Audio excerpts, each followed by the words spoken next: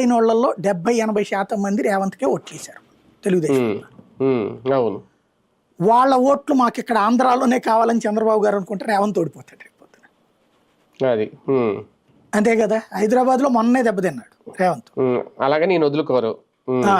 ఇప్పుడు లేదులే మా రేవంత్ బాగుపడితే చాలు నాకెందుకు లేని వదులుకుంటారు. ఈయన వదులుకుంటే ఈయన పదవి వదులుకోవాలి రేపు. అది కానీ అక్కడ సర్ ప్రకారం ఇక్కడ ఓటు ఉంచాలి అక్కడ ఓటు ఉంచాలి అనేది ఎన్నికల సంఘం లెక్క ప్రకారం అయితే అక్కడ ఓటే ఉంచాలి. ప్రభుత్వాలు తలుచుకున్న బిఎల్ఓలో లేదంటే అధికారులు వీళ్ళ వాళ్ళైనా అక్కడో ఎక్కడో ఉంచగలరు కానీ అక్కడ రెండు చోట్ల అది పెద్ద సమస్య అన్నమాట.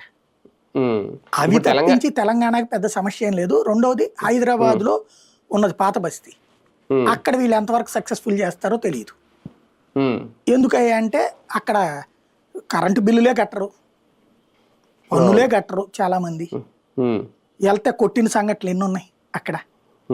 ఓవైసీ గ్రూప్ దిగిపోతుంది రంగంలోకి.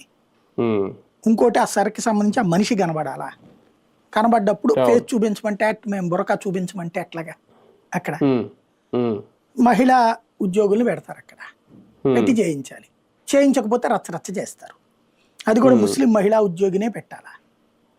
పెడితే వాళ్ళని కన్విన్స్ చేసేస్తే కానిచ్చేయండి, ఎలా నడుస్తుంది ఇక్కడ. కాబట్టి చాలా గందరగోళాలు ఉన్నాయి ఈటిట్లలో. నార్త్ ఇండియాలో జరిగినట్టు కాదు.